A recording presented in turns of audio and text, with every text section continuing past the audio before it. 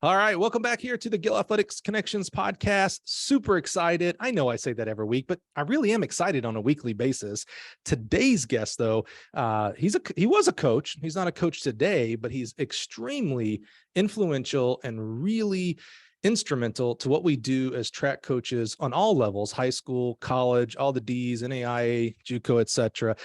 So I'm really excited to kind of dig in not only to his past and his track background, but also what the organization does and what it's doing, and talk about convention this year. So let's hop right into it. Help me welcome the CEO, that's some big letters there, of the USTFCCCA. We're going to unpack that, and we're going to ask him why so many C's here as well today. We're going to get all the secrets out today. Help me welcome the wise, the wonderful Mr. Sam Seemes. Sam, how are you, sir?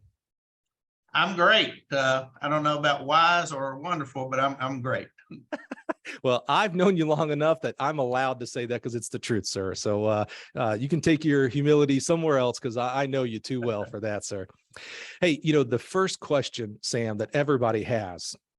So the organization is the USTFCCCA, and everybody likes to make jokes and keep saying the C's, and other people have said the alphabet crew and all this stuff. Help us unpack. So what does USTFCCCA stand for, and why is it important to have those C's in there? It's important because it's inclusive. When I got hired in January of 05, or got December of 04 and started in January 05, I felt like there was a lot of division, not that there still isn't some today. And so when we recreated the organization and or really reorganized the organization and recreated the name, I felt that we needed to be very inclusive. And we're one of those sports that's kind of a mixed bag to a certain extent, but it's definitely track and field, and it's definitely cross country. There's a big crossover between coaches doing both, and felt like those sports needed to unite. So that's exactly how that name came about, to specify that it's track and field, it's cross country, and it's coaches. I love that. And definitely, for me, coaches to me is the most popular, most important C in there. I don't want to get too far ahead because we want to learn about you, Sam. But so when you started in 05, was it the USTFCA? Did they not have CC in there at all? Was that part of the rebrand? Right. It was, I'm going to check my memory here, but it was United States Track Coaches Association. Oh, USTCA. So not even, so we didn't even have field and cross country in the name. No. Oh, wow. Yeah. Very cool. Well, that's good hit. See, I've learned something already in the first 3 minutes. I knew that. See, that's why I say wise. You know all the stuff. We're going to unlock all the memories here today, Sam. It's a little bit interesting in that there's been several predecessor organizations, and track and field really kind of represented. I think their cross was mixed into that at the time. It just wasn't specified. But predecessor organizations of this went back all the way to 1938. Collegiate Coaches Association, Collegiate Track Coaches Association, had a number of names. And obviously it was pretty much all volunteer leadership kind of thing. As think back to your high school senior class, you had a president, a vice president, a secretary, a treasurer kind of thing. And that's pretty much how this worked until I got hired as supposedly a full-time employee. I was a full-time employee, but there was no money to do any pay back at the time. But there was a number of predecessor organizations all the way back to 38. I've heard some folks say George Dales, who many people knew and was worked around the association for years and was a historian, that it was actually the first coaches association. I can't say that I've verified that, but I certainly put a lot of credence in what George had to say. Well, I think George's middle name was historian, so yeah, that checks. Yeah, absolutely. Yeah. And that makes sense in the sport of track and field. We go back to our heritage with Harry Gill. He started, I think it was 1919, the first NCAA championship. not the first track and field NCAA championship, the first ever anything NCAA championship. Obviously, it happened to be track and field. So that makes sense that track would lead, and as we lead in national championships, and now it would make a perfect sense that we would lead in a coach's organization for the sport. Yeah, and that was in 1921, actually. 21. And the first one was held in Chicago. Yeah. And names like Harry Gill, he was part of it, because I believe Harry was the coach at Illinois, and they won the first championships. Of course, it was a men's only championship then, but a name that people connect with football more than they do track. But Amos Alonzo Stagg was one of the organizers of it as well.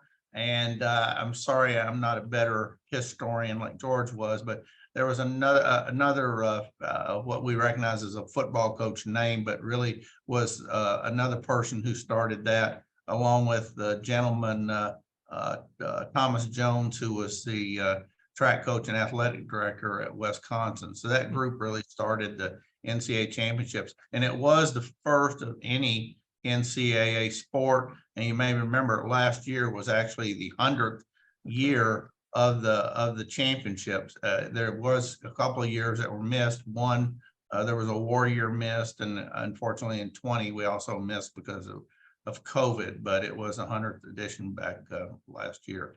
Well, I do love that, Harry Gill and others, said, hey, let's get together and have a national championship. Yeah. And lo and behold, Harry Gill's team won. I like that. Yeah. That's very convenient. I love that. Yeah.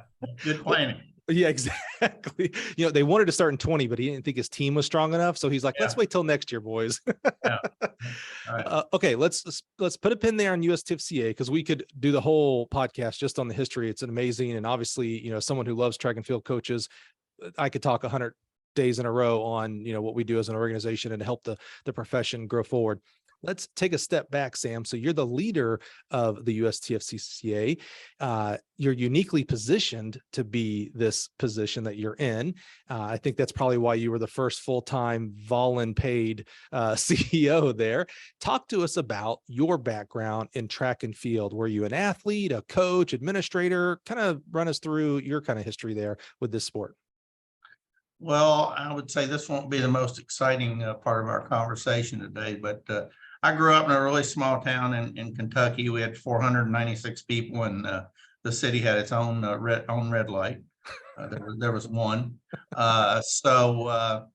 Sports were what people did.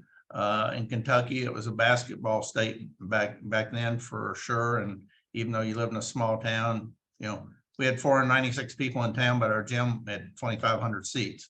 Wow. Things revolved around sports and school and in the little community. So you played every sport.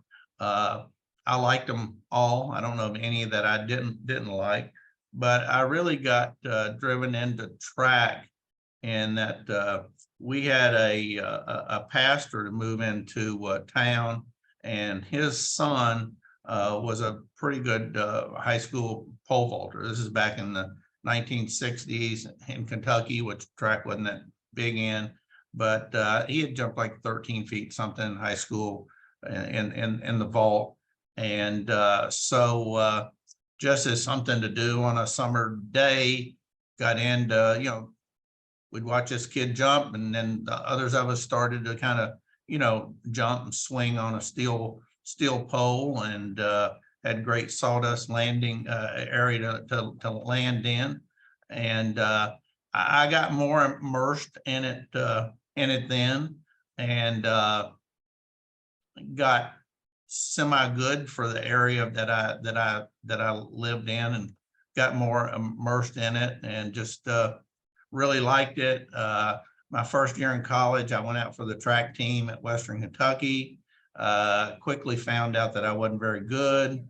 And so I ended up the last 4 years that I was at Western being the track manager. And at Western Kentucky, especially back in the 70s, there wasn't much of a staff. There was a coach and an assistant coach, and both of them had teaching responsibilities, even though our teams were really good back then, both in cross and track.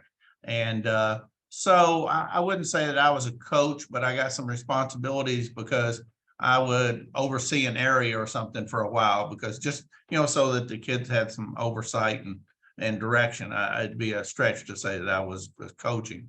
Well, And then I love that you were a pole vaulter. I mean, of all the events Yeah. that I could have pegged you for, Sam, I would Yeah. not have pegged you as one of the uniques, the pole vaulter. That's amazing. And a steel pole vaulter, for crying out loud.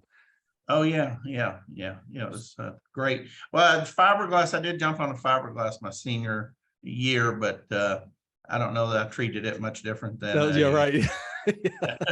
So than a steel pole. when you went to Western Kentucky and eventually became the track manager, and were, again, staffs were real small. Not only were staff small, they were teachers as well, like you mentioned.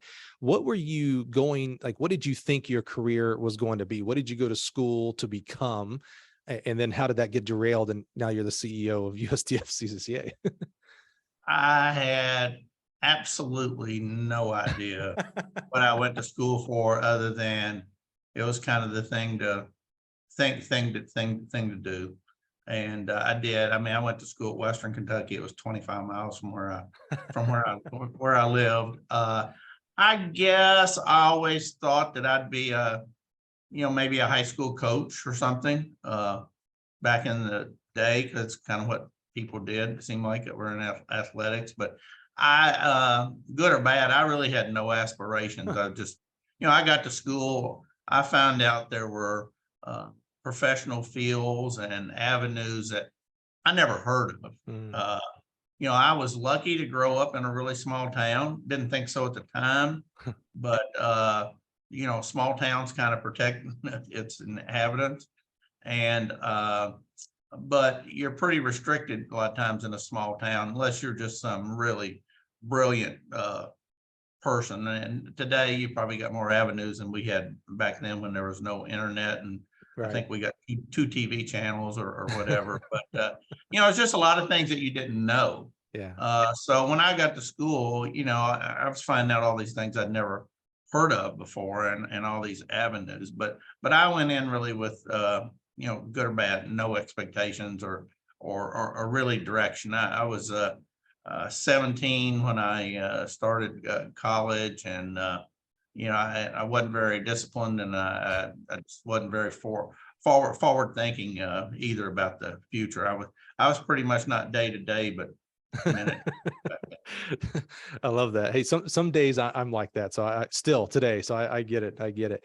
What was it? You said you grew up in a small town, 400, almost 500 people. That's small. I grew up in less than 8,000, and I know how small that was. So 500, which was basically my high school. That's not small. That's tiny. You grew up in Kentucky, definitely a basketball state then.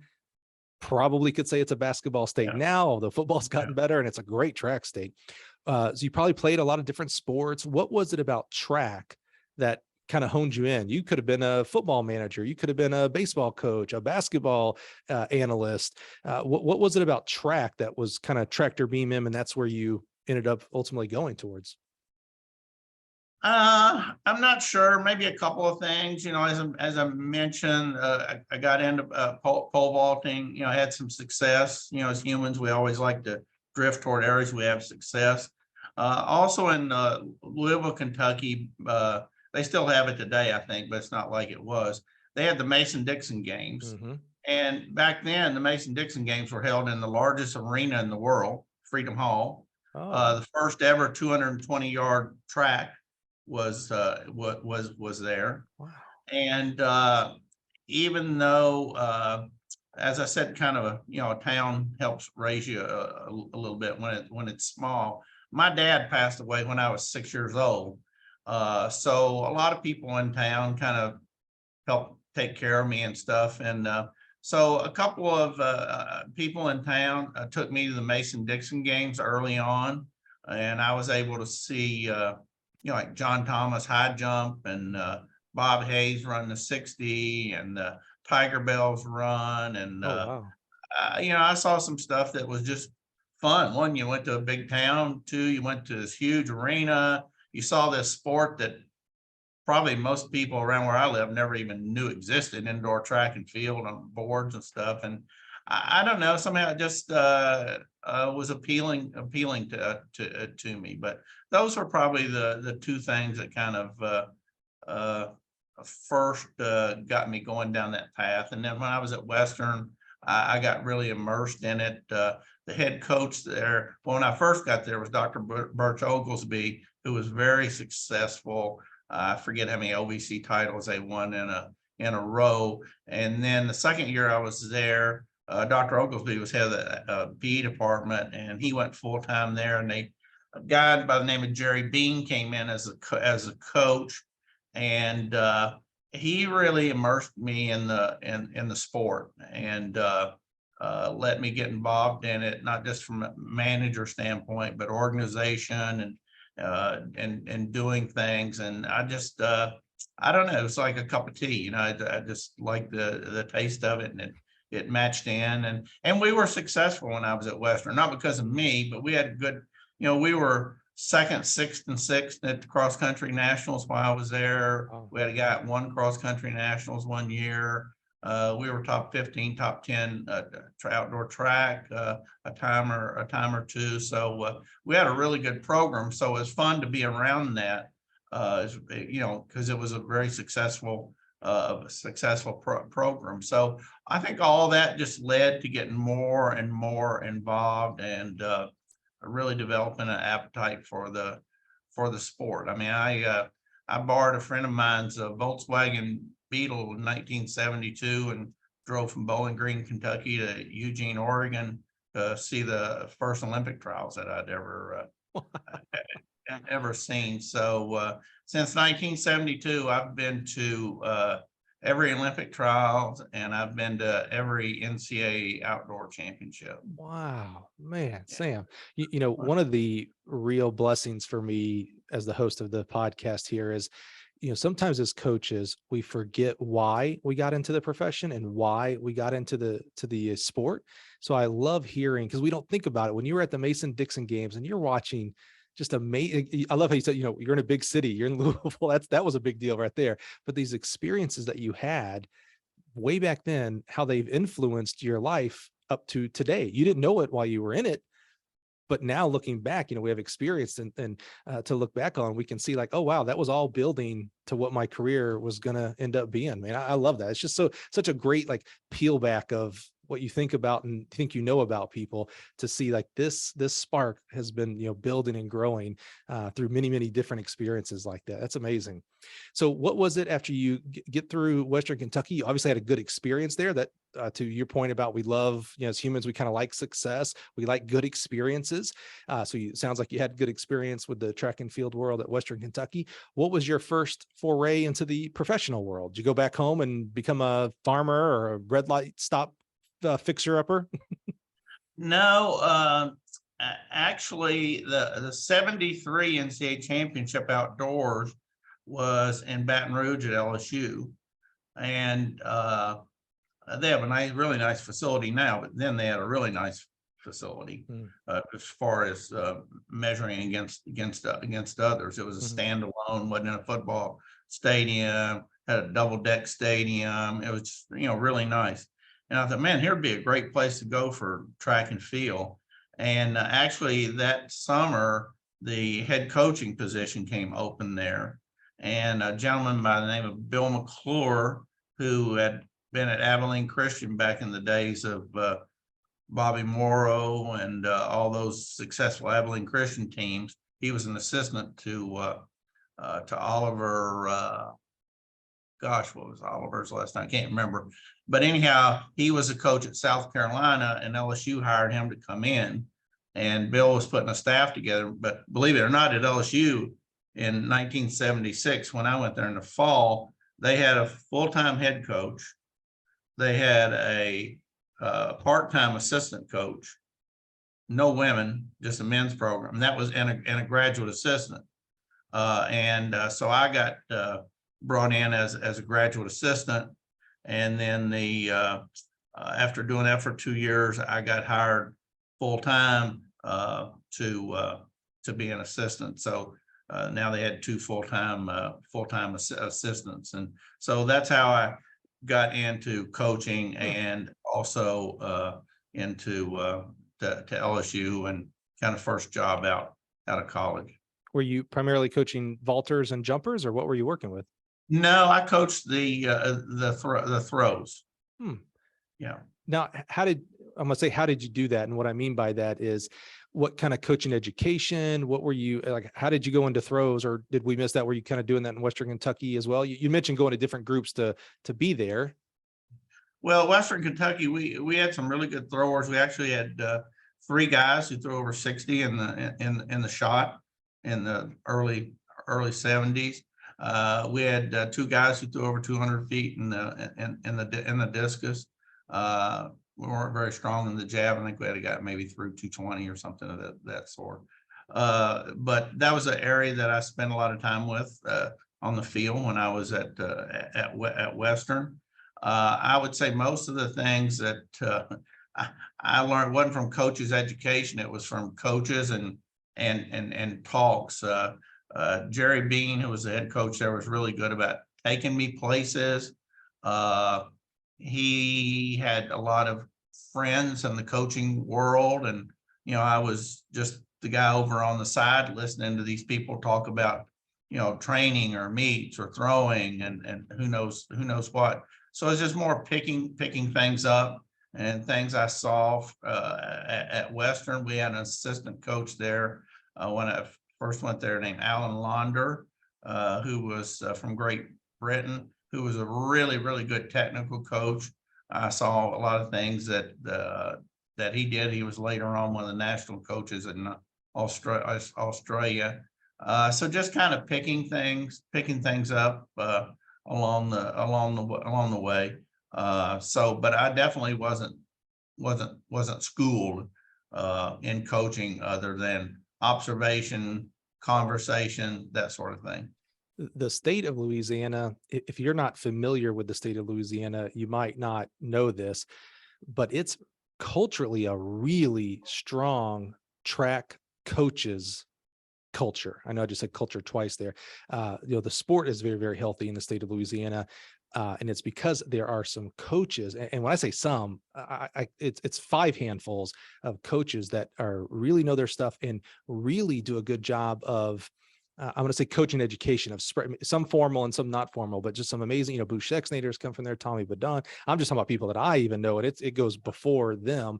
Was it like that when you were there? Like, were there, Dave Anderson's? I'm just thinking of there's just some unbelievable John Talley, there's amazing coaches that have given themselves and their education to others and have received education from others. Was it like that back then, or did that grow from this time of LSU being really strong and other state schools in the state being strong?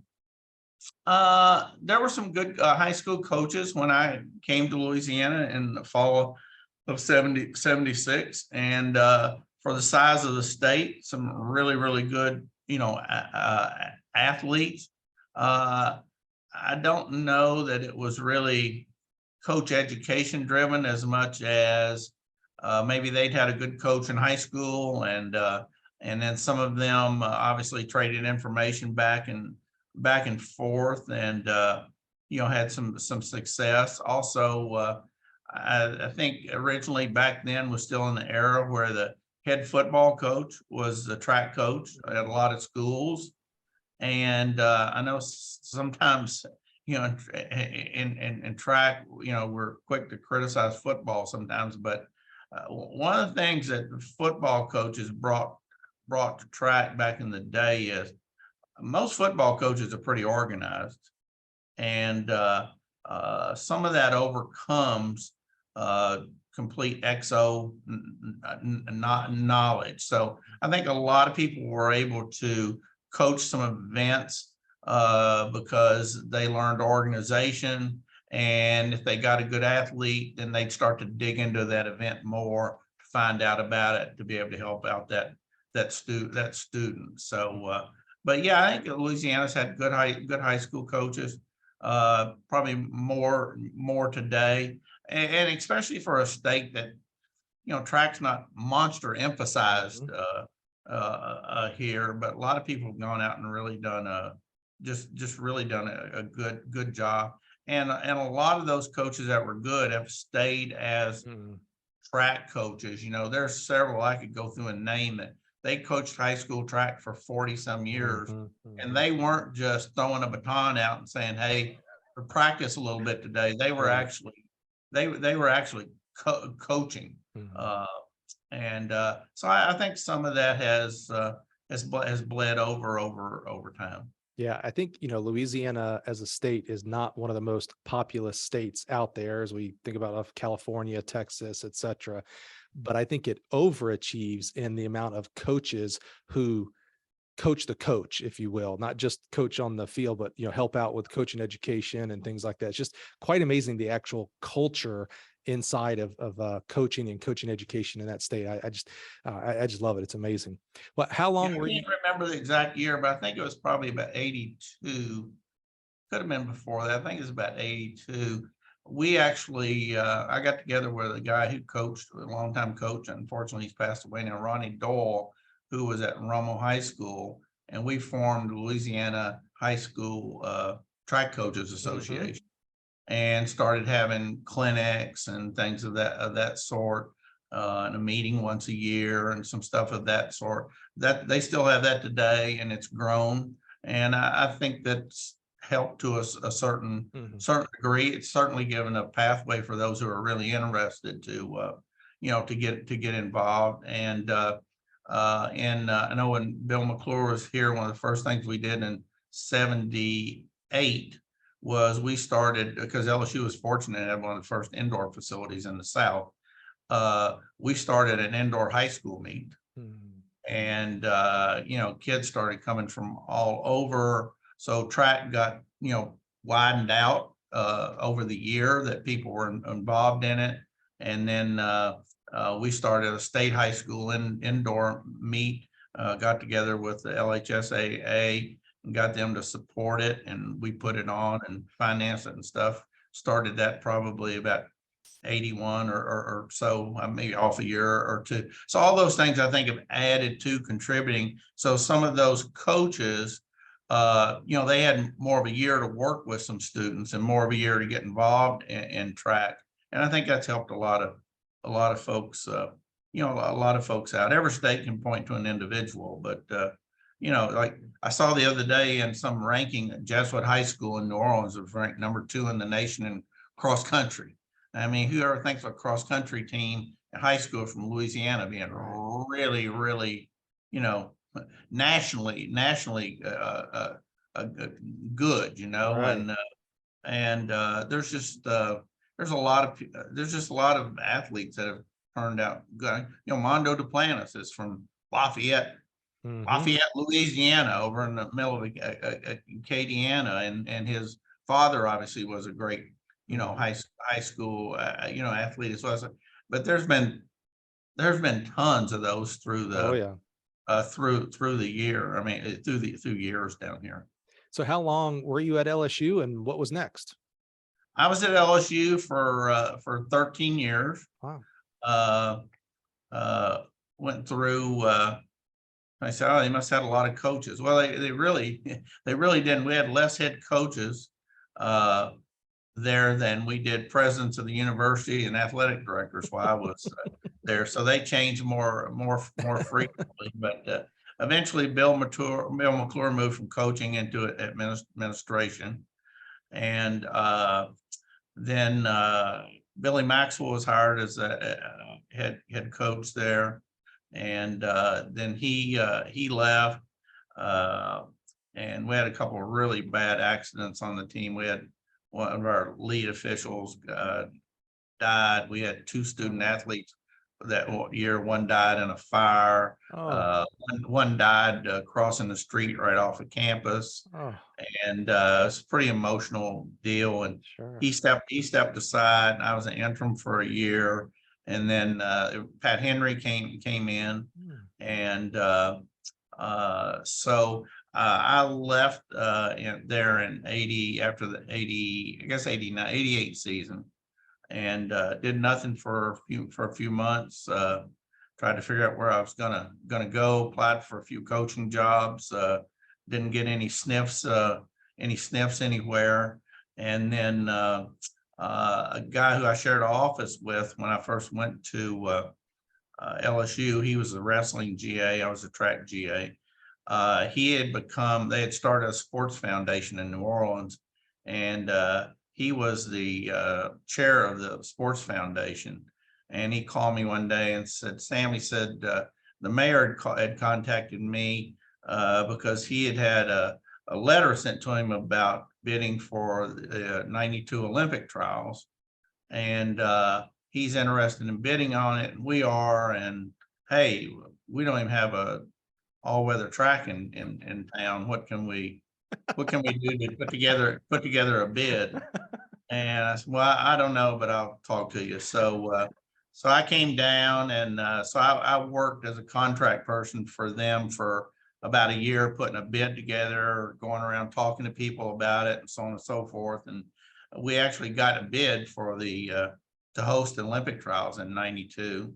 So then I spent 2 years working day and night on that, trying to put it together, because we didn't have a stadium. We had one, but it was getting ready to be torn down. So we saved it, had no all-weather track, really had no money, had no organization. So it was one of those great life experiences where you got to build something and also interact with people, get people on board, everybody kind of tugging in the same direction. And so I did that for a little over 2 years of getting that together. So let me make sure I get this right, because this sounds preposterous, Sam. Did I hear you say you went to go oversee and help bring the Olympic trials to a town that had no track, no stadium, and you got it? This That's seems right. like the impossible task here. People were pretty shocked. There were the bids were like us, Eugene, Oregon, Knoxville, Tennessee, Durham, North Carolina, and Seattle. And all had stadiums and some history and so on and so forth. But New Orleans, at least our sales pitch was, we had a lot of things going for us. They had hosted Super Bowls at that time. They had hosted Final Fours. They had hosted the Republican National Convention. We had hotels. We had weather like Barcelona. We were hot and humid. Barcelona was going to be like that. And that it would be more than a track meet. It would be an event. And we stayed by that, and we sold it and sold it and sold it, and good or bad, they bought it. I remember we went to the Athletics Congress back then. Mm-hmm. We went to the TAC convention. This guy's name was Mike Millay, who was my former suite mate at LSU. And Mike and I, the mayor gave us $25,000, and we went to the TAC convention in Washington, D.C. It was in the Hyatt Hotel there next to the Capitol. And we took up shrimp and what do they have? The drinks that Pat O'Brien's has, hurricanes, mm-hmm. and served them all over the place, and got people's attention one way or the other. And I remember Olin Cassell, who was the head of TAC at that time, former Olympian, ran at University of Houston, and he came up to me and he said, what the heck are you guys going to do? Have this in Tad Gormley Stadium? And we said, exactly, that's where we're going to have it. Well, Olin knew Tad Gormley Stadium because when he was at Houston, that's where the Sugar Bowl track meet was. That was in December every year, which was a big meet back in the day. And that's where he'd come to run. And I think Olin about fell over when we said that, because he probably knew Tad Gormley wasn't in the best shape back when he was running, which was in the early '60s or so. So it was all fun. It was a learning experience. The city really got behind it. I actually think people in New Orleans thought the Olympic Games were coming here. So that was an upset that we got it. I mean, Eugene used to have a great paper covering track that covered track and field and athletics. The register guard. Right.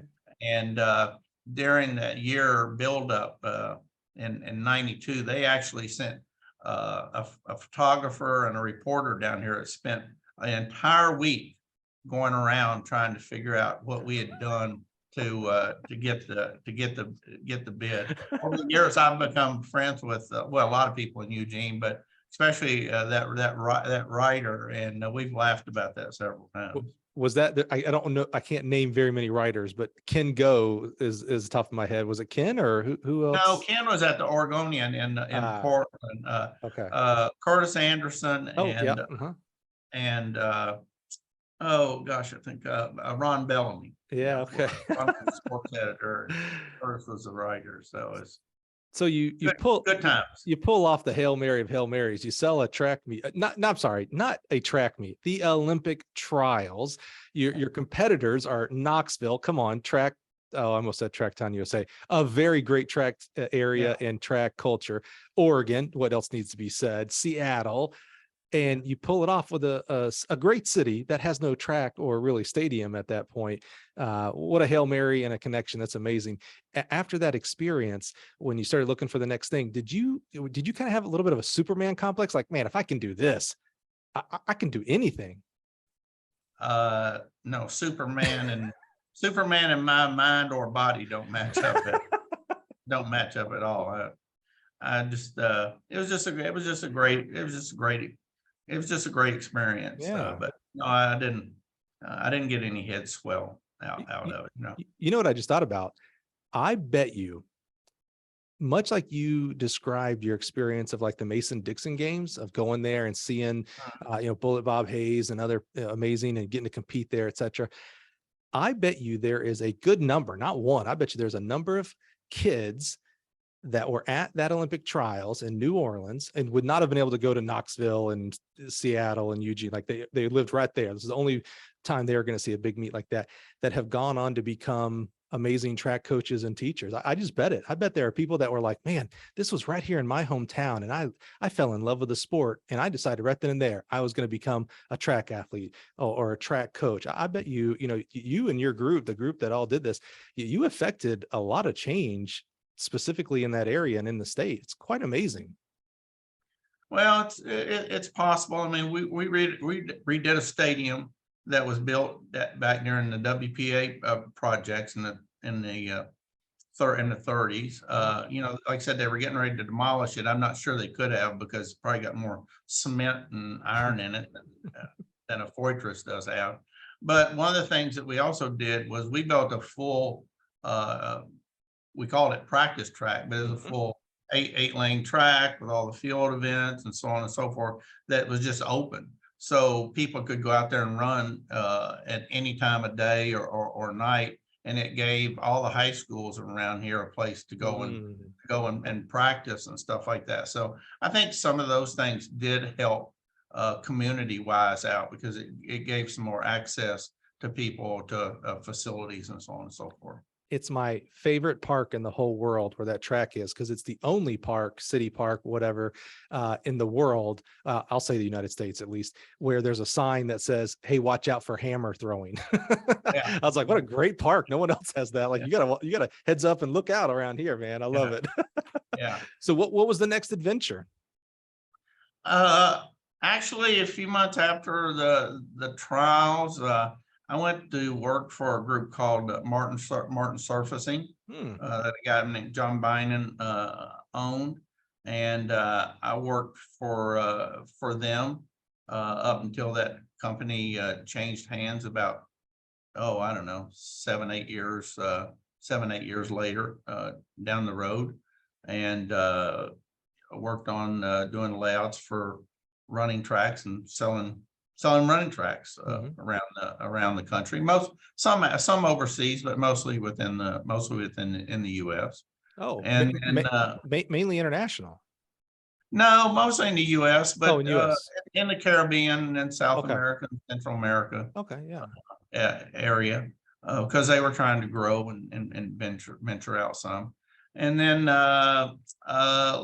on, I went worked for a group out of Italy called Mondo, and did the same thing with them, but just in the US, some in Canada a little bit. So did that for, I don't know, another 5 years or so. And then I think internally the organization preceding this, some of the coaches had decided they wanted to try to move to a full-time person and try to drive more of a structured organization at that time. So they had a search committee to look for people, and they approached me about interest and talked to them, and I kind of had interest. I kind of didn't have interest, but I was very curious about the position, what could be done, what couldn't be done, sort of thing. So eventually they offered me the job, and I took it. Probably followed my heart a lot more than my brain at the time. I knew quite a bit about the situation it was in. I didn't know everything about it, but it was interesting. So I started, and not only did they not have any money, I think they were like $28,000 in debt. So we started in the hole, and I was a single employee, and not the smartest guy in the world. So I went into it with the attitude is that we're going to build this into something, or I'm going to make it crash and burn to the ground, one way or the other. No in between. And that may sound like a bad or an uppity attitude, but I really think that's the only way you could kind of approach it, because it wasn't one of those things you could walk around on eggshells about. You had to either, dive in and be willing to make mistakes, and hoping that you made more good decisions than you made mistakes. So that's kind of how I tried to jump in and charge forward with that attitude. And then the first year we're trying to get our feet underneath us, and I hired a person to come and be like an assistant, and fortunately then you could hire somebody pretty cheap. I still wasn't paying myself anything, and here in New Orleans, so 8 months after that, we had Katrina hit, and we had just moved into the Superdome. We were working out of my house, and then we had just moved into the Superdome 2 weeks before Katrina hit, and it kind of got set up. It bought some phones, a couple of extra computers, stuff like that. And after Katrina, we walked out of there we didn't even have a file left, kind of thing. So it's an interesting first year, but of course that person left as soon as Katrina was over, and so we just dug in and headed forward after that with the same attitude of, hey, we're going to make this into something, or we're gonna crash and burn, one of the two. Well, pause for a second, because I have to ask you a selfish question. As a sales professional in the sport of track and field, not being a coach anymore, similar path, coach, and then you moved into business life. You mentioned two companies, Martin Servicing and Mondo, with John Bynum, one of the, I'm not afraid to say it, legends in our sport. Again, another person that you may not know outside of Bynum Servicing, which is John Bynum. He's an amazing human being. I love that guy to death. You mentioned Mondo, John Isaacs. I consider it like a mentor to me. So, two great organizations, two great kind of people, staffs, support staffs. How did you find selling track surface? That's a little bit different world than coaching. And sometimes as coaches, we don't even think about it until it's time to get a new surface. How did you enjoy the sales side of the track and field industry? I liked it. I wouldn't say I'm a sales person. I used to joke, if if I would have went to the Xerox sales school, they would have kicked me out, day one. I'm a relationship type person. I believe in relationships. I've always believed in two-way streets, that you give and you take, both parties, and you've got a long relationship. And I'm not a mastermind, but I'm a really good grunt. I'm good at grunt work, and so I don't mind working. So I took sales as just jump in and try to work with people and work hard. And fortunately, that worked out for it worked out for me for a good while. It was a great learning experience, doing some just sales in general, which I never ever considered doing. Learned a lot about the industry, another side of things that I had never been involved with before. So it was interesting, and I think, maybe they'll tell you different, but I think while I was with both companies, we had success, and moved forward and did things that maybe they hadn't done before. I think that what you just expressed there about sales is a character, not issue. It's a character thing. When, because you talked about a win-win, hey, the business has to win, but the customer has to win. And if we both win, Right. we can do a lot of things for a long time when we both people in the game can win some. You can win with the other person losing, but you can't do that for very long. Yeah. And that's sometimes how people, when they get into sales, and when I say sales here, recruiting as well, by the way, because that is sales. Is, hey, I won, I got this job or whatnot, but that other person, sir, doesn't feel good. Well, guess what? The other person stays in the industry. You ain't winning.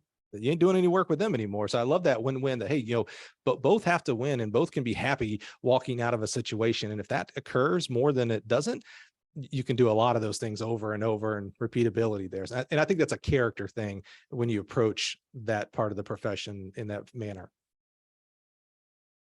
Yeah, I would agree with you. There's people that buy things, even if they don't buy from you, they're going to eventually buy something again. So you've got another shot, and everybody's not going to sell everybody. Right. Either, as much as you may try. Different people like different things. Different people like to deal with different folks. And I know in sales that's hard for a lot of people to swallow, but it's just, it's the truth. And I would say that's something that's pretty factual in life across the board, but in sales for sure, it's not a place you want to fib to yourself. Well, I'll alter and add a little bit to what you said there. If someone doesn't buy from you, they're going to buy again. So you'll have another shot.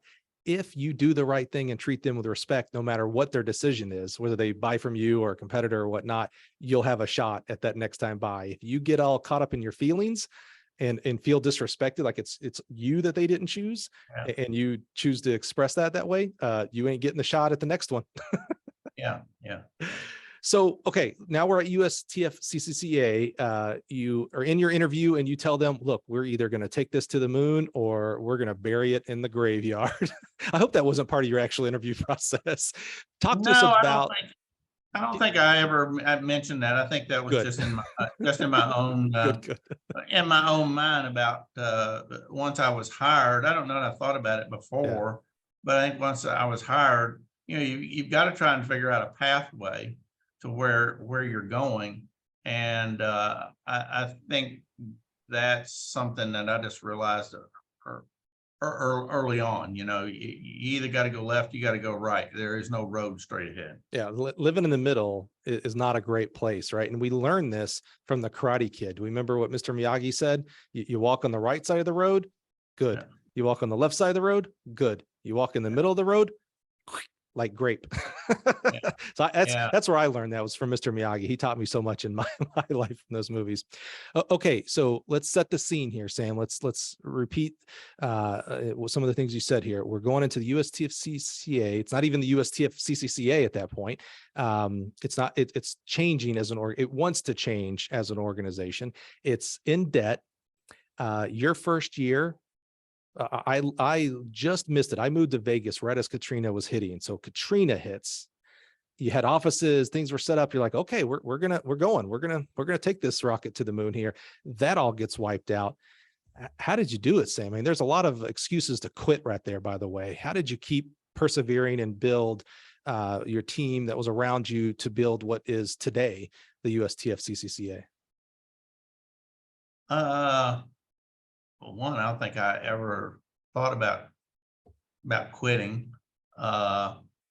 After Katrina, as far as the New Orleans area was concerned, I'm single, number one, so I didn't have a family to take care of.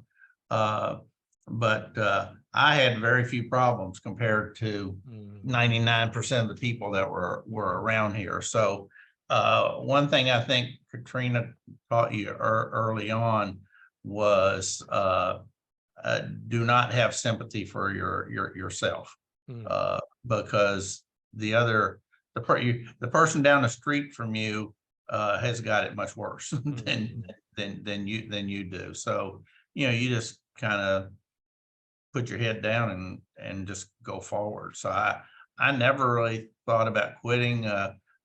Fortunately, I had a friend in Baton Rouge let me stay at his house for a while, and LSU was nice enough through Dennis Schaefer to let me work out of their conference room up there, because we were going to try and have a convention in December, which a standalone, which we'd never had before, because the other organization kind of went on the backsides of USATF's convention. So we were doing that for the first time, something I'd never, put on either. And so there was a lot of things to be done. You didn't have time to think about, oh shoot, I probably already quit and had another direction. We had started trying to get back at that time, Division II and Division III in the NCAA had funding for indoor track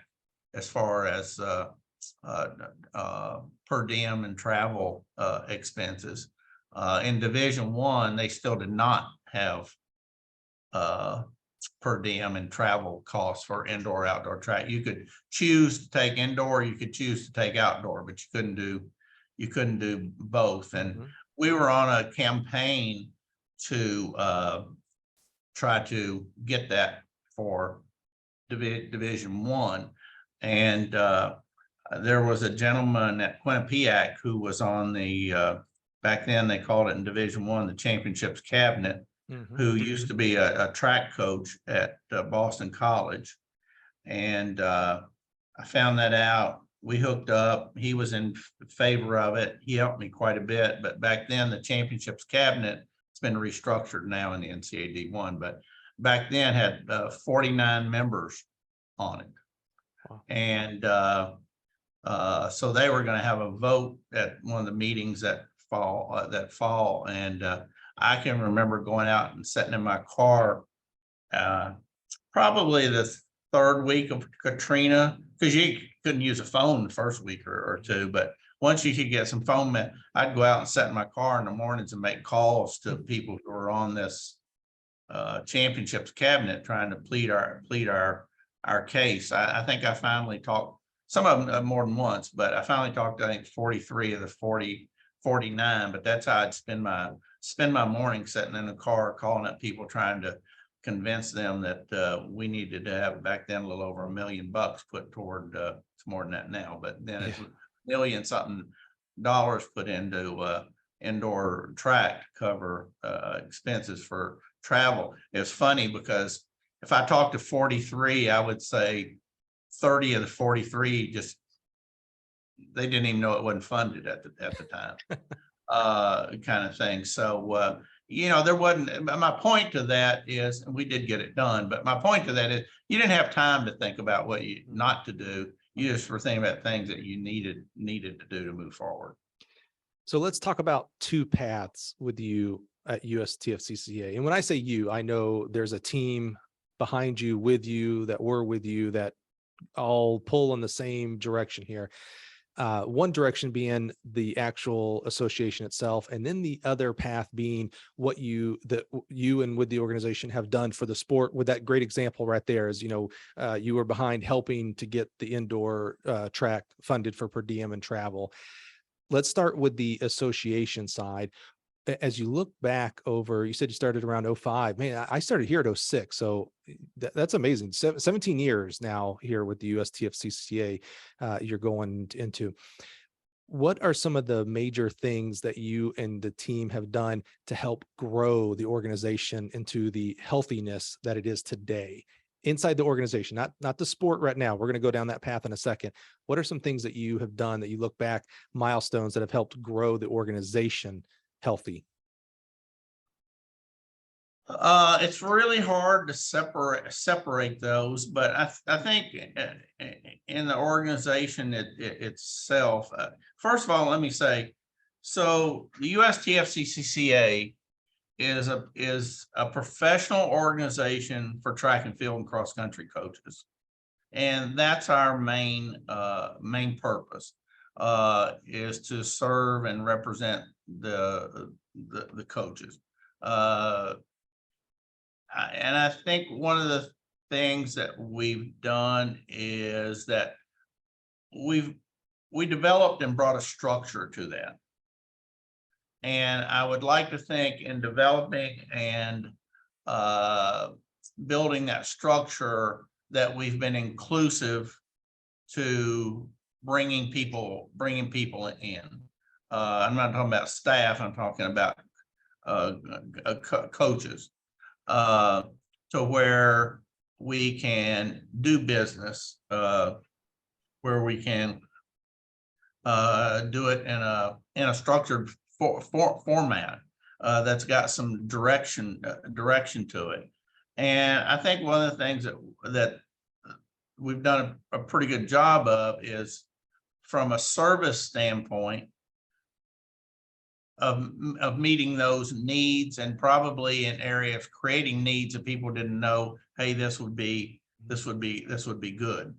So we took some things that they'd done before, tried to make sure we kept doing those, or tried to improve those, and brought some other things to the table as time has gone by. And I think that has helped build a confidence level in people. And we've tried to, we still need to keep working on this, because I'm embarrassed sometimes when people say, well, what are you going to do? Well, I'm a hired help. It's the coach's organization. What do you want to do? Where do you want to go? It's the old deal. It's like, it's only as good as what people put into it. Now, yes, we're the people that are responsible for it on a daily basis, but people have to be involved in it. I mentioned that first year, we made the decision to have a convention on our own. Memory serves me right, I think we had 234 people there. And believe me, that was counting anybody that passed down the hallway. So, that could have been a vendor, it could have been just whoever. So how many coaches were actually there? I don't think it's much under that, but I mean, that included absolutely everybody. Now we do a count on convention of coaches, and then a convention account, because we can have all these people there, but if they're not coaches represented, it's worthless. So over the years we've grown to where we have over 1,800 coaches usually now, plus others.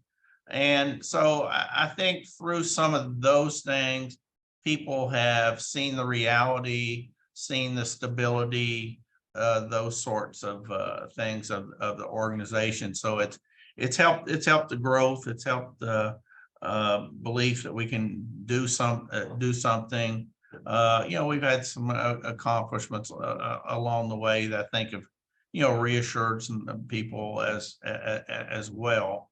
I've been lucky to have, our staff is pretty much, for the most part, young folks. Part of that's financial, a lot of times it's a first job or a second job. And I've been really lucky on people that we have hired. They've pretty much been aces, and have been committed kind of to the cause. And they're all been a lot smarter than me, so they bring things to the table that allow us to do some extra things. So I think we provide a lot of service. We have 4 people that work in communications, and I can guarantee in the United States there's nobody even close to putting out the materials that they do. And that could even be the entire world. I'm just not familiar with every little hole in the wall in the world, but maybe in the world, it blows my mind the stuff that they put out in regard to the association and the sport with a 4-person staff. So that's been good, and having a foundation and enhancing the structure and delivery from the association standpoint. So I don't know if I hit your answer exactly, but it's hard to sum something like that up in just a sentence. Well, I think it actually goes back to something you said originally near our beginning today is, people like success. They like when things win and grow and they're healthy. Yeah. One of our sayings around here is healthy things grow. So, I mean, when things grow, think about your garden, your kids, but healthy things grow, right? And then we talked about like at Western Kentucky for you, having a good experience. And so growing from, 200 and something everybody's, the vendor that walks down, the guy who's serving coffee at the meetings, like, all right, count him. We need every number we can, to 1,800 coaches. And I know there are a good number of non-coaches at the conventions. I'm one of them, right? So I know there's a lot of me's that are at this convention as well. That is significant, right? I mean, people have obviously seen a good product put out there, and you went and told their coaches and told the other coach and told other people and said, hey, you might want to check this out. I like it because of X, Y, and Z. And I think that's what you and the team have put together. Real quick, you mentioned your communications team, and I'm so sorry. I can see his face. I live on Twitter. I can see his face from Twitter. I want to say it's Tom Lewis. Did I get that? Tom Lewis is head of our communications area. Tyler Mayforth is our social media person. But yeah, Tom's brought a ton of energy, and I don't know if expertise, yes, but more just variable knowledge. He's able to wear a lot of hats. That happens pretty much in our office. Hardly anybody has one hat on, but yeah, he's done a great job of building that out without just, he's had pretty much free reign to build. He just hadn't had necessarily money to buy all the nails and lumber he needs. Well, I was going to say for Tom and the rest of the team, bravo. I mean, again, I agree with you. I don't know that there's any other organization out there that's putting out the content, the positive, enriching content that they are. It's quite boggling. In fact, I'm a little shocked that you said it's basically a team of 4. I would have thought like, oh, okay, like this has got to be a team of 10 that are doing this, because the volume and the quality of the volume is super, super high. So shout out to Tom and the rest of the team. They're quite excellent. And really, that's what we need. We got to have more content for other media outlets to pick up and start driving on their own. So I just wanted to give a quick shout out to that team, because it is seen and noticed 100%. So, okay, let's talk about that other route of your leadership here at the USTFCCCA. You gave the example of helping drive through what was known as the championship cabinet to have Division I indoor track, per diem, and travel. What are some other things that we can think of as, our listener is thousands of coaches. We have media listen to us, athletes, everybody's, knows about the sport. What are some things that we kind of maybe take for granted right now today in 2022 that you have helped lead through the coaching body? You were spot on there. You're the conduit, but if the coaches don't want it, it don't happen. What are some other things for the sport of track and field that you guys have helped lead through? Well, I'll start by going back and saying again, our responsibility is to be a professional association for the coaches and serve the coaches. Part of what you want to accomplish is to enhance the profession of coaching and grow it. Well, to do that, you got to grow the sport. Mm-hmm. So that's where I was saying there's a lot of dovetail hand in hand between the two. You can say, hey, I want to do this, I want to improve this, I want to improve this. But if you can't elevate the sport, then your hands are tied behind you. As an administrator said to me one time, track and field and cross country need to get out of being a part of the witness protection program. You need to show you have value. You need to include others. You need to broaden your scope. And we've tried to do that. I mean, I can remember when the NCAA outdoor track meet. I can't tell you when this started, but I remember well. You could see it when you're in high school, so it was definitely in the 60s, but I know it ran through the 70s. Is the NCAA championship, and that may have just been the final day. It was on ABC Wide World Sports live with Jim McKay, probably the greatest sports announcer, ever. It wasn't some 10th tier person. It was Jim McKay.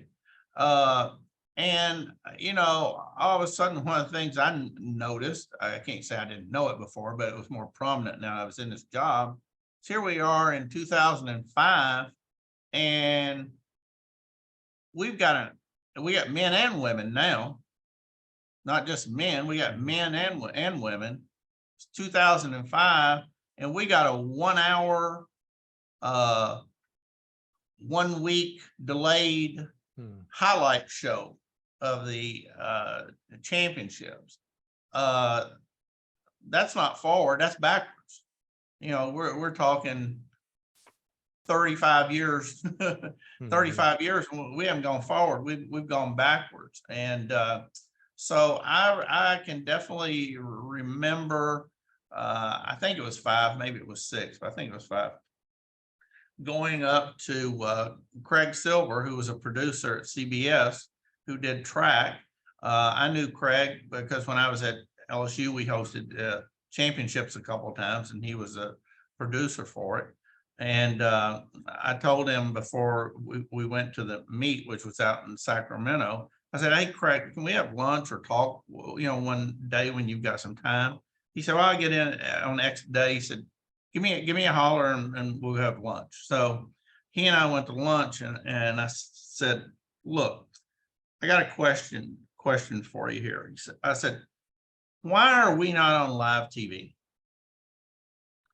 And he said, one of the things I can tell you why is because nobody's ever asked that question before. I'm like, are you kidding me? Right. So he said, that's a great question. He said, maybe it could be.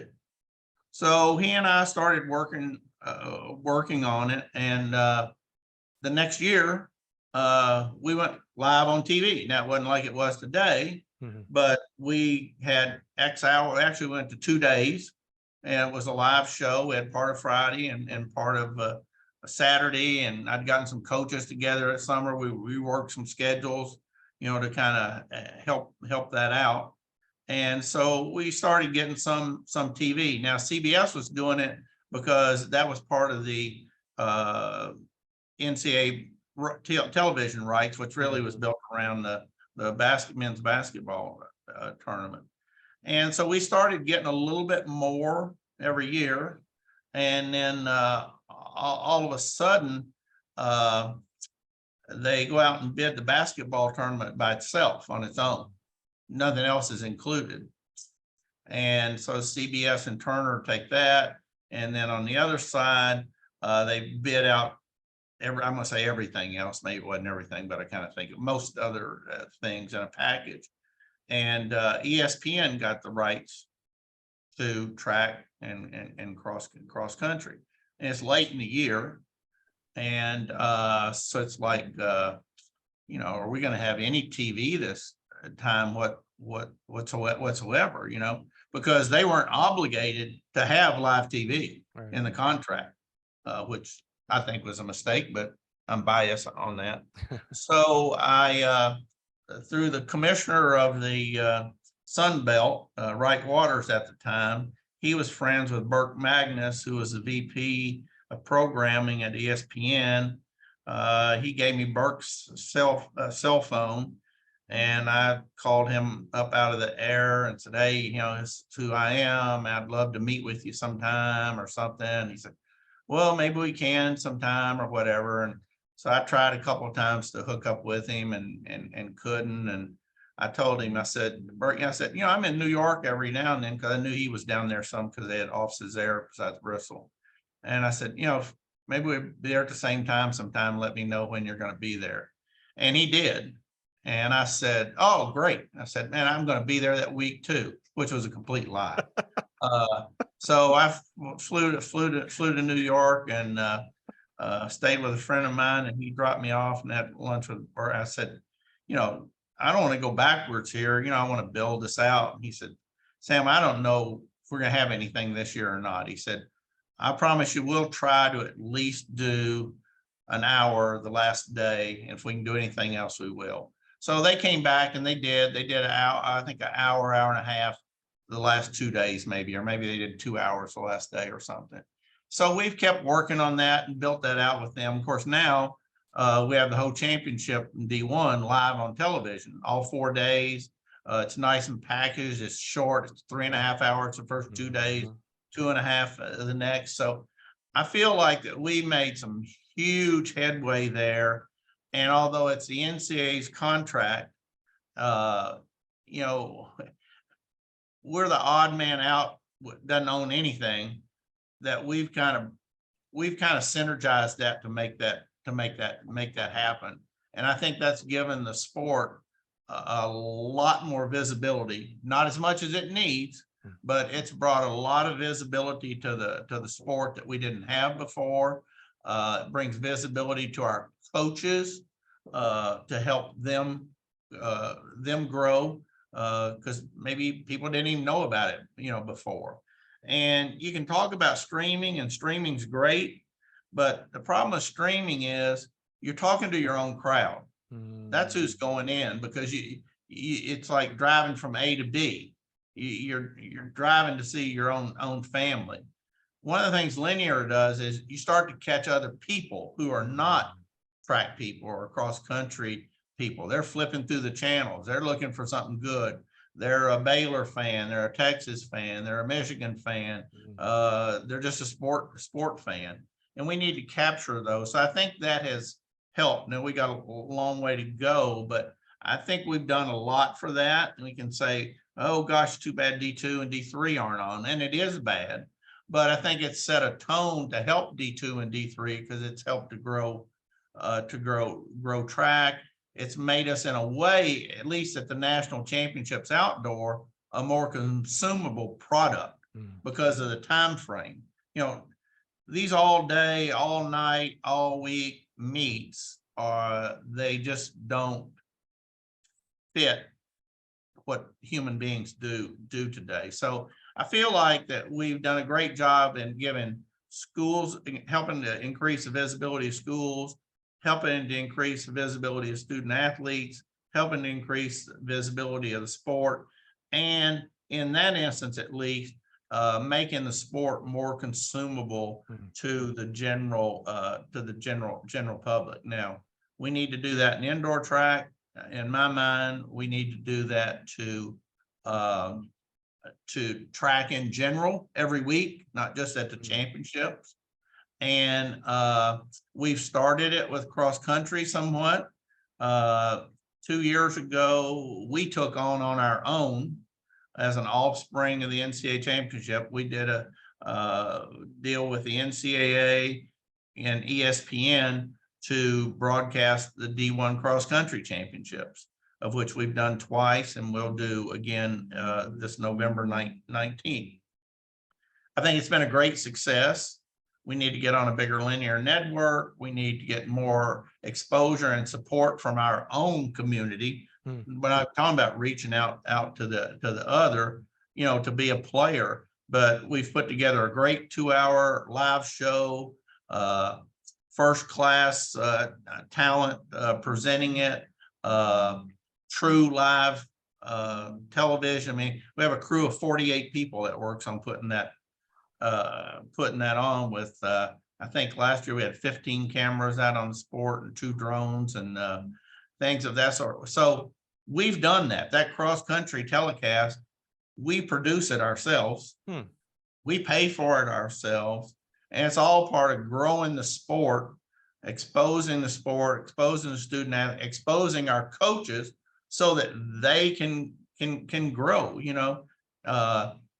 NC State should be all about Lori Hennis as a coach, and hopefully professionally that helps Lori because she gets exposed, gets a contract extension or more salary. Same thing when they see Mike Smith at NAU, or maybe this people that get second and third. I think it was at Oklahoma State in the odd COVID year, first time we did TV.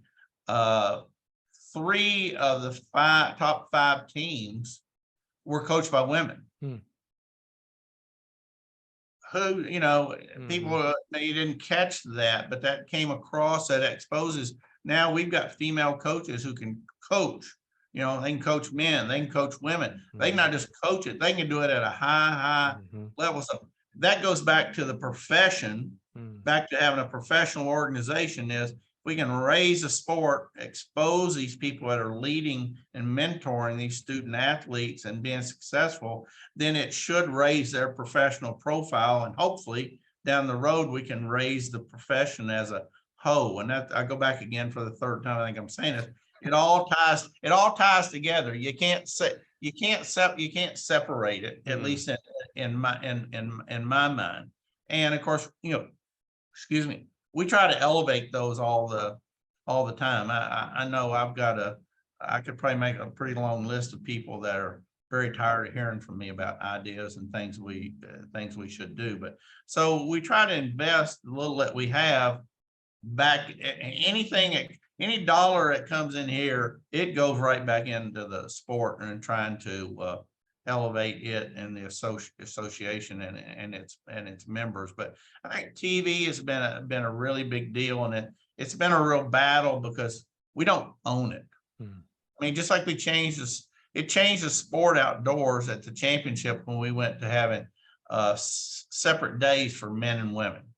It brought storylines, and a lot of people were for that. A lot of people were resistive of it, but it's been really successful. It's really been clean. So some of those things, but I'd like to say the things that we've done have helped build the sport, put it in a better situation. We're by far not even close about what should be done. I mean, we back in, I can't remember the year, I think it was maybe 10, could have been 9. We partnered with a group to start TFRS, track and field results reporting system. And a couple of years later, we added cross country into that. And, so collegiately, there's a bank of data there that's, I don't know if anybody in the world has something like that, because they're not just stats, they're accurate stats, because you don't just scrape meet results someplace. They have to be submitted under certain guidelines. And we teamed with the NCAA on that. They made it part of championships qualifying, which was a anvil it needed. And it was a good show of what you can do if you work together. So the NCAA worked with us on that, and we worked with them. And, that's been a great thing that wasn't there before. I mean, it was so antiquated what we used to do. Track and field is all about, or has been over the years, about measurements and I would say being somewhat creative. And we probably use technology less than any sport out there today. We've kind of got away from our roots of being leaders in some of those things. But that's another big thing I think that we've brought. It's also brought some credibility to the sport, because everything's visible. There's not much back room anymore like there used to be. Who did what, when and where. Everything's pretty exposed now. It's saved money and time for people. NCAA championships, I can remember the first one that I ever did in 81. I was at LSU. The sport committee would be in there for about 10 or 12 days trying to put the entries together and draw the heats and so on and so forth. Now, including the meet itself, they're there for, I don't know, 5 days or so, maybe 5.5 or something. So it's brought a different side to the sport, but there's a lot more that we could do off of that. So again, hopefully I kind of touched on your question. I don't know if I hit it directly, but those are two of the bigger things I think that's just directly influenced the sport. We're trying to work on some stuff all the time. I think my biggest frustrations are one, we don't have, as a sport, we don't have a bigger vision than we do. And two, that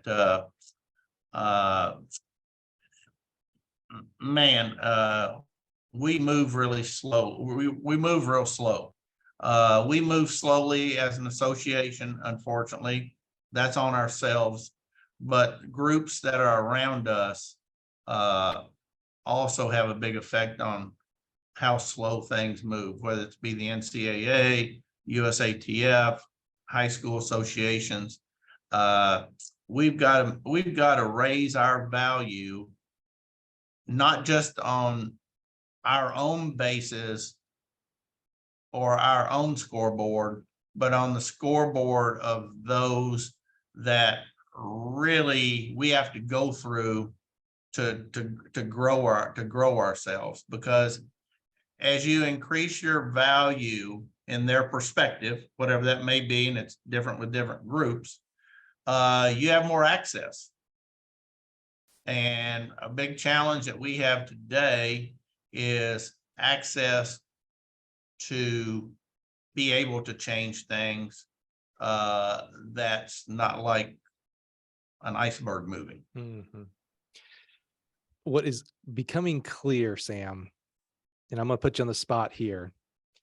We need to do a part 2 one day, because there is so much more. We talk about Division I, first round, regionals, however you want to call it, first round of the championships, and many other things that we haven't and won't get into today, because I want to start pivoting to the convention itself.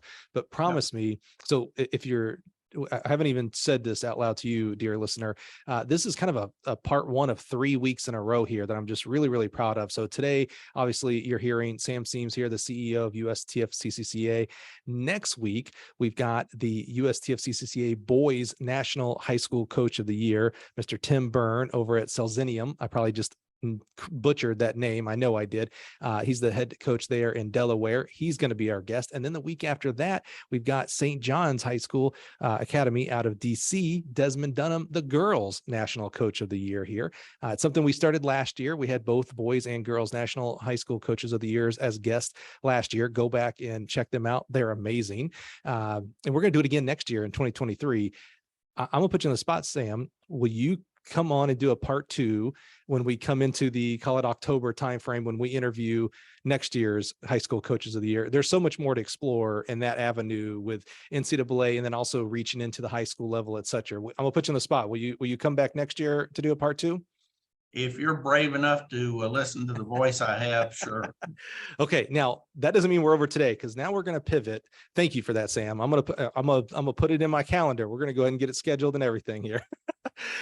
Let's start pivoting to the convention here. You mentioned that the convention was associated, it was kind of 2 conventions in one, if you will. You made the decision to break out into its own silo specific USTFCCCA convention, 200 something in the first year, and now it's a mad. I can't imagine the planning that your team and you have to do for this thing. It's amazing. As a vendor, I know what planning we do for it, and it's a lot. I can't imagine the whole enchilada, man. God bless you and your team for that alone. Talk to us. There's people out there listening right now. It's 50-50, right? 50% of the people are listening and they've been to the convention, and they're going to be here in 2023. We're going to be in Denver. And I think we're 2022. I think we're in Denver in next year as well. Is that correct? Yeah. Correct. So we're Denver 2 years in a row. They're going to be there because it's amazing. They go for the coaching education. They go for, I love the growth of it. Now we have director of ops tracks. We have women in coaching symposiums. They're going to be there. And there's 50% of the people right now listening that have either never even heard of the USTFCCCA convention, or they've always been hesitant for whatever reason, whether it's cost, location, I don't know, doesn't matter. It's valid for them. Talk to us about the convention and why should coaches attend, if at all possible, for them? Well, I think it's an opportunity for growth. And I also think that there is some place right now. That's our convention. Maybe it should be something else, or maybe down the road it's different. But there's got to be some place that you unite and figure out, what do you want to try to do? Where do you want to try to go? I'd like to think, how can we get better? Sort of thing. So we've tried to do some, I'd say, well-rounded things at convention. As you said, there's educational sessions. Part of those are focused on X's and O's, or as we call it in track, techniques. Part of that is around professional development, how to maybe help you grow within your profession. Some of it is built around director of ops. Some of it would just come in a bigger role in how teams are managed, how they move from day to day. How the assistant coach sessions that we have, high school sessions that we have, as you said, the women in coaching groups. So we have a lot of educational side to it. But we also have a business side that goes on within for NCAA D1, D2, D3, both track and cross country, NAIA track and cross country, JUCO track and cross country. So they have business that goes on there about the structures and business of their own associations or divisions. And then I don't know, some people have joked about this. I think it's important. We've tried to build some social elements in because of 2 reasons. One, I think it's important for people to have an opportunity to get to know other people. People go to track meets, and maybe the other coach at the long jump, you're getting to converse with them, but you're not conversing with the coaching community, a D1 guy and a D3 guy, or a distance guy and a shot guy, kind of thing. So there's a environment for that at convention, and then there's a huge environment for networking. And networking is important, I think, from 2 or 3 standpoints. One, if you're going to stay in the profession, and if you're going to create some opportunities for yourself within a profession, you have got to meet people. I think a lot of people probably get their next job from somebody they met around at convention a lot of times, or so there's a face, there's a familiar name, you've got a phone number or something of that sort. Secondly, we have sessions about education, but I also think you find out a lot of stuff just by talking to people in the hallway, one-on-one, or 3 or 4 of you standing there talking about a certain situation in an event or something of that sort. You asked me earlier how I, learned some things without maybe coaching ed, and a lot of it was from just these situations I got in.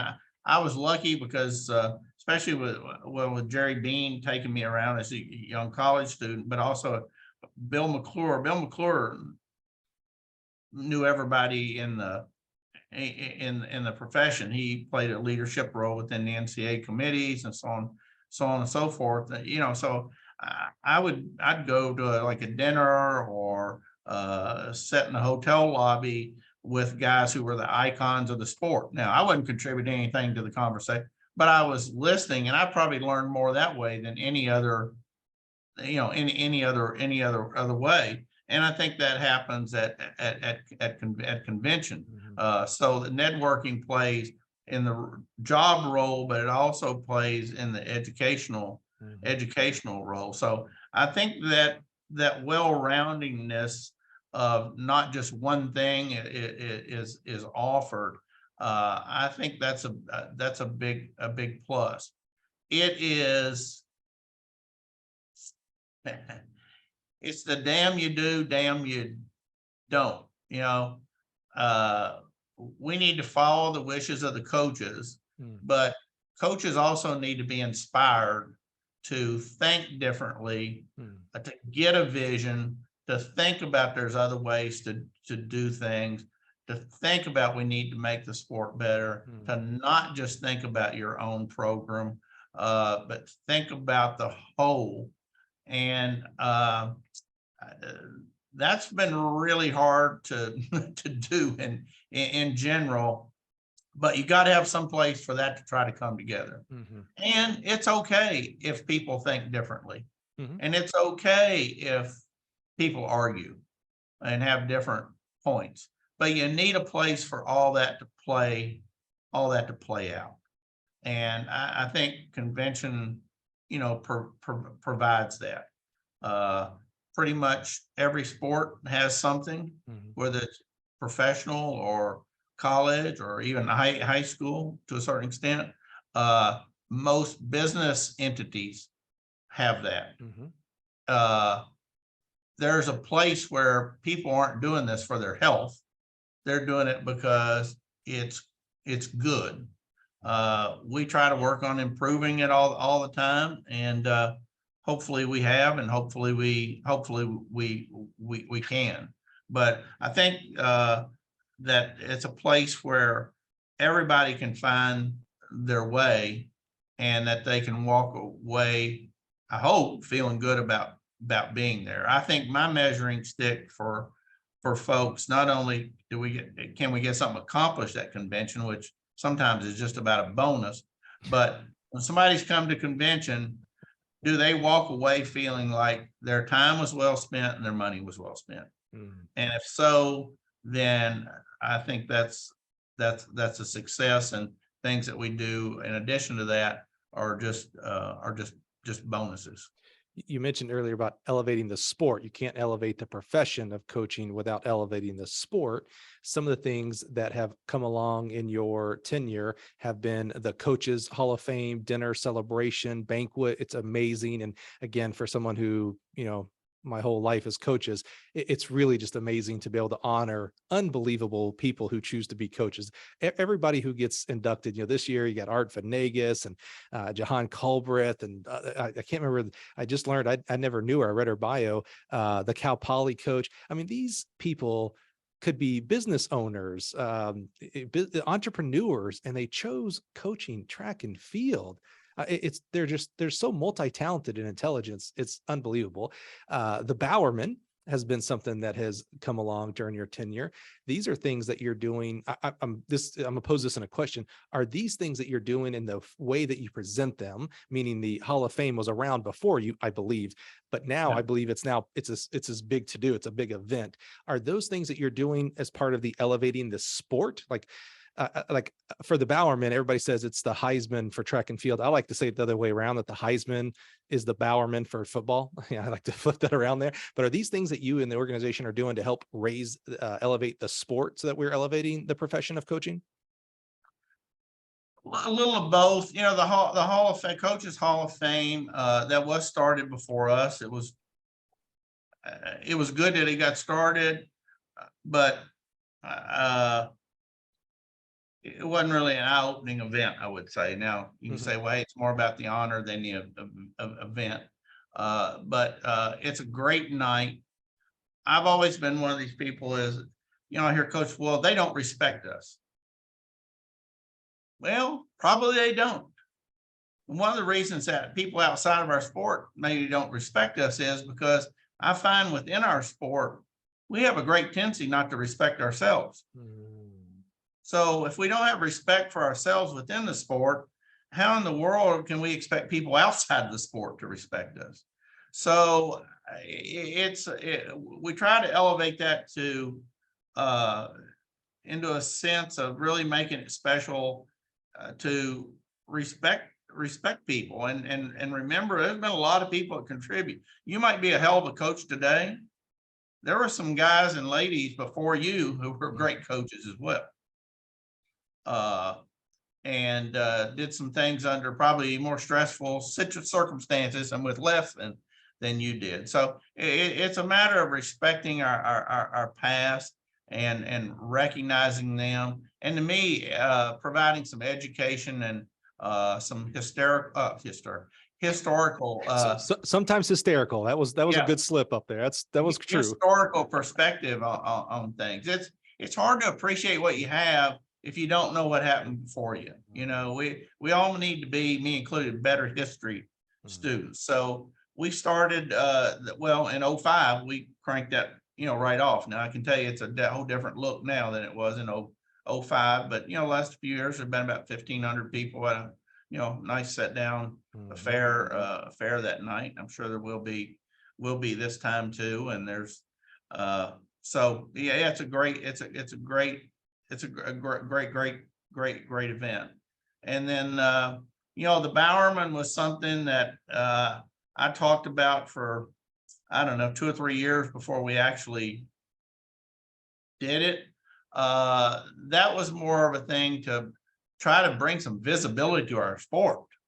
I mean, we've got all these great student athletes out there who are great performers, some even not just collegiately, but worldwide, and they don't get visibility. So my idea behind this was a way to create some visibility, more visibility to the sport. To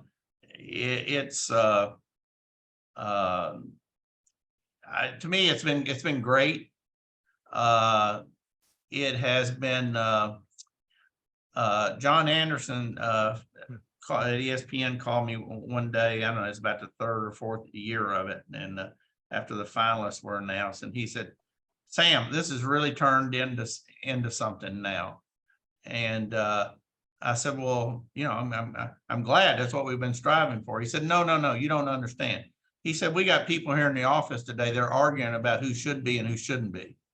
And he said, "That's when you know that it means something." And so you want to honor the correct person. You hope nobody gets left out, and you want it to have meaning and substance. But at the end of the day, you know, there's people that argue about that these days, and rightfully so, because there are so many great athletes. I mean, it's unbelievable.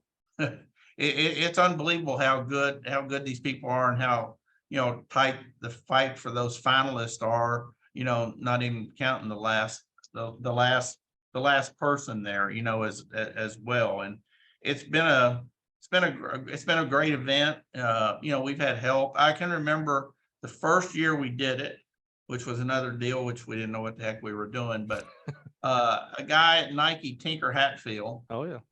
designed the award and for us.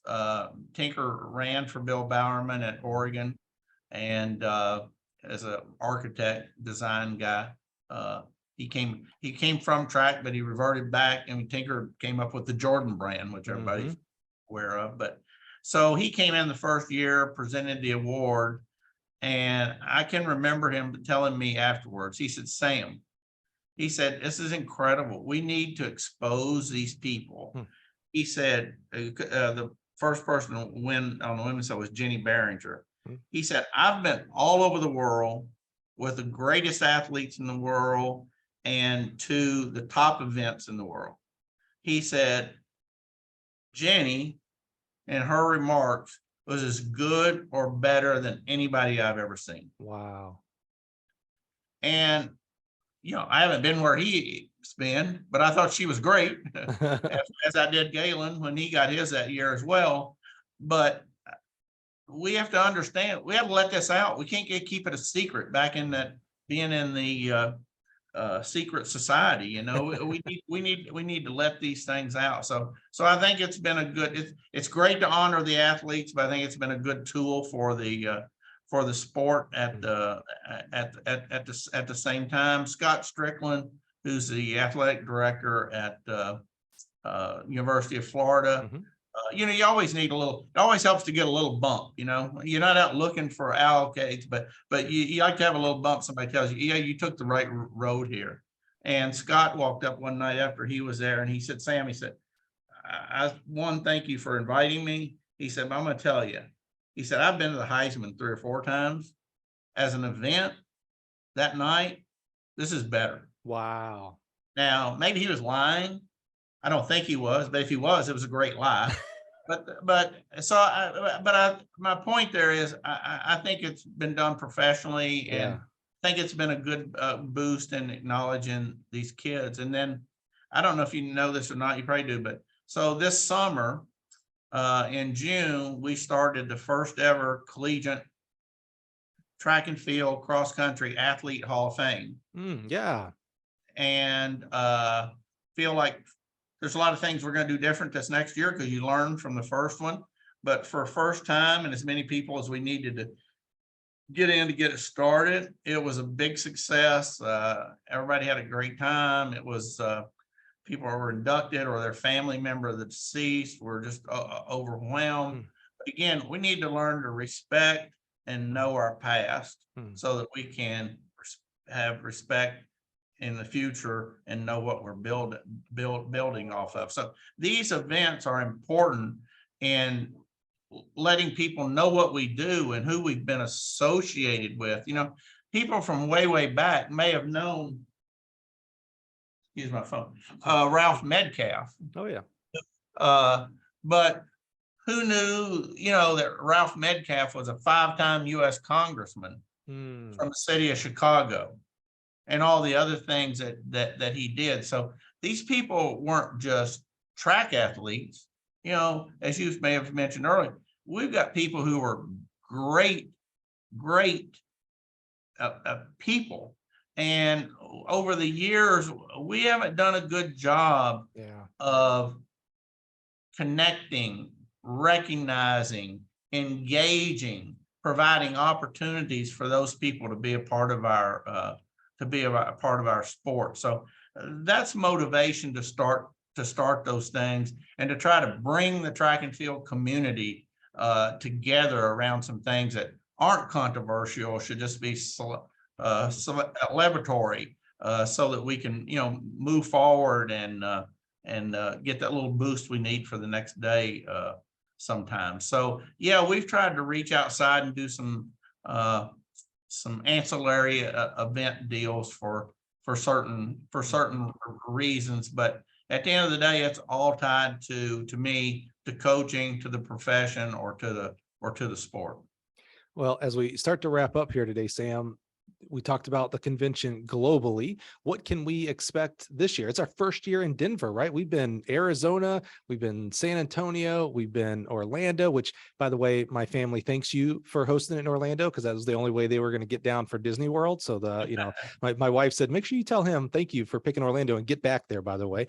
But what can we expect? It's Denver. It's a new hotel. We were in JW Marriott's, which are amazing. I'm a Hilton guy, and I still can say that the JW Marriott's were and are amazing. Now we're in the Gaylord property, brand new, right? Just opened up, I guess now, will it be 2 years or 1 year? It'll officially be open. It's a little over 2 years, over 2 years old. It's a really nice property.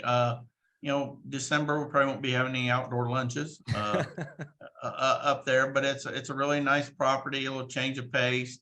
Denver's got a very accessible airport, obviously, for people to get into. So that's a good thing. It's a little bit of a midway point between west, east, north, south. So that should match. It should match well. It's got a lot of good gathering points, areas for folks, and it's got good meeting space and stuff. So facility wise, it should be really well. It's close to the airport, so it'd be easy and cheap transportation, getting back and forth from the airport to the hotel. Because most people, sure, there's some people you can drive in Colorado, but most people end up flying in. So that's convenient. A lot of conveniences, I think. Yeah, I think I even saw there's a shuttle back and forth for it. Does this, I've only been to, I think maybe only one Gaylord property, the one in Nashville, I believe, and was floored at how the footprint. It seemed very much more, so the JW Marriott seemed very vertical to me. I mean, they're huge. Like you go to JW Marriott, there's no need to leave campus. All your food, entertainment, it's all right there. The Gaylord seemed to be more horizontal. Does this property allow for more expansion of, so you can fit 25, I'm going to put a challenge out there, 2,500 coaches for the convention. Does it allow for that, or is it more similar footprint as far as the number of people that we can handle at the convention? They've got like 1,600 rooms. We have people who share rooms and stuff. So I think we're in pretty good shape from a room standpoint as handle the crowd that we will that we'll get. It's kind of a mixture, probably between where we've been before and what you're saying in Nashville's a Gaylord. It's very different property than the Gaylord in Nashville, which to me is the most difficult hotel I've ever been in to negotiate. Agreed. I'm not the smartest guy, but I do have some sense getting around. There's no logical footprint. I agree with you. NCAA used to have conventions every now and then. I was always lost, as was everybody else. So this is more, you've got a convention area that's connected, and then hotel areas that are in towers. And it's pretty easy getting around there for the most, especially after you've been there for a day. Yeah, right. And so right now there's still someone just on the teetering on the edge of going to the USTFCCA convention website. Just Google USTFCCA convention 2022. It'll bring you right up to the dedicated just to the convention website, and it'll give you the schedule. You got to go check it out. It's amazing. You can book your hotel room right there. Discounted rates, by the way, that you'll never get at these really luxurious hotels. You're never going to get these rates. So someone's on the fence teetering. They've heard about the coaching education, the professional development, the hallway talk. There's so much more we haven't got into, Sam. We'll do this on part 2. I still want to know if you endorse the hallway triple jump competitions that break out, which are just ridiculous, just crazy talk that these guys and gals do that. But you also have amazing keynote speakers, and hopefully you remember, my brain has fried here. One of the keynote speakers you had a few years ago wrote the book Lead for God's Sake. I cannot, do you remember his name? I'm embarrassed. Tell you in a second. Todd Granger. Holy cow. If you're not watching on YouTube, he has it right there on his desk. I love that. Because of your having him at the keynote, he was a guest on the Gill Athletics Connections podcast. He was one of the original. I think he was around number 50, and we're at 176 today. Todd has become a friend. He's an amazing human being. Who is this year's keynote speaker? Let's set this over the edge. Someone's going to go book their ticket right now because of this keynote speaker. Who we got this year? Well, they won't book it because of a keynote speaker, because I can't tell you who it is, because I don't know. We're in the midst of deciding if we're going to have a keynote this Oh, year, okay. or we're going to drive it from a business from a business standpoint Yeah. this year. Okay. Every few years we try to drive it from a business scenario. But last year we had Bob Greifeld. Bob was the former CEO of NASDAQ, former cross country runner at Iona. Pretty successful, Yeah. pretty successful gentleman who I thought brought a pretty great perspective to things. But yeah, we've had some good keynote folks, but we try to move around. So we're right now in the midst of trying to decide which way to go this year. So I don't have a name to pop out there. I'd say if somebody's on the teetering back and forth, venture out and try something. You don't like it, you feel like it's a waste of time, waste of your finances coming out, then don't come back. But you're not going to know if the restaurant down the street is great or bad unless you go in and try it yourself. Your buddy can tell you it's great, maybe that entices you to go. Your buddy could tell you he didn't have a good experience there, maybe that turns you away, but you're not going to know until you try it yourself. That goes back to a little deal about our sport. Try some stuff. We are very stubborn about not willing to try new things. And you have to. That's what the world is doing. I saw an article the other day where they were trying to identify what's the next big sport that's going to make the big move into the limelight. So this is without consideration for collegiately. This is overall without consideration for football, men or women's basketball, baseball, or softball. So what were they? They named 9, and I can tell you out of those 9, track and field wasn't one, cross country wasn't one. That tells me that no, we don't need to throw the baby out with the sink, but we need to alter what we're doing and find better ways to do it while trying to accomplish the same things that we've been so good at accomplishing over the years, which is offering opportunity, helping kids to achieve their best, and mentoring young adults into human beings, good human beings down the road. I love it. Sam, this may teeter people the other way, but if you need me to stand in for the keynote speaker, I'm available. I'm just saying that may scare people off, but I'm just letting you know that I'm available if needed for you. Okay. I'll remember that. Of course, as I start to get older, my memory's not real good either. You'll be excused for that one. Trust me. Trust me. Sam, man, again, thank you so much for being here. This is easily one of the most obvious. We need at least 2 parts to it. Your story and the organization story is so important to our sport and to our profession of coaching track and field, much like you talked about with the great George Dales about we need to be better historians. We need to understand our sport and then uplift it and make, respect ourselves so that others will respect us. That's a lot of the goals here at the Gill Athletics Connections podcast. We called it Connections for a reason when you were describing the hallway effect at the convention. We're just doing an audio hallway is what we're doing here, and telling the stories, allowing the people who live the stories to tell their stories, the Karen Dennises, the Mike Holloways, Judd Logans, Boo Schexnaders, just the giants. You mentioned cross country, Diljeet Taylor from BYU we've had on. For them to share their stories and for others to hear how they got started and how the success they've had and the mentors along the way.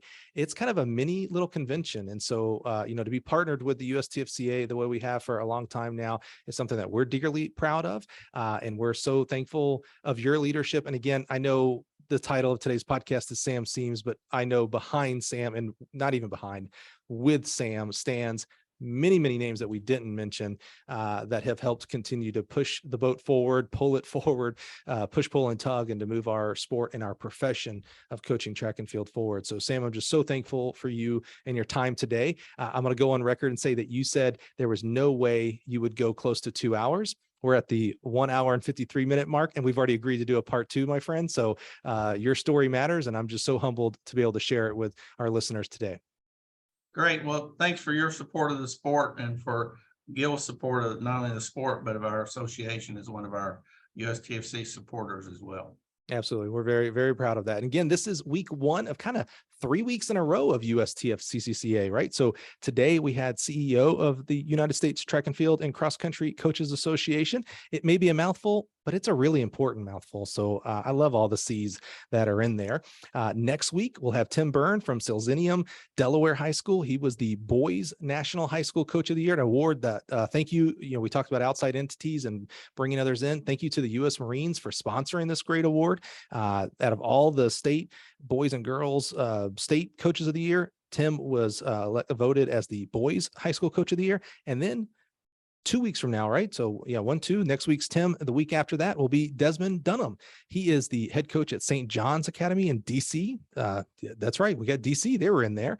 And he was the girls coach of the year. So I'm just so excited to come back next week and learn kind of what these guys did to help their teams become number 1. They were voted coaches of the year for the whole country.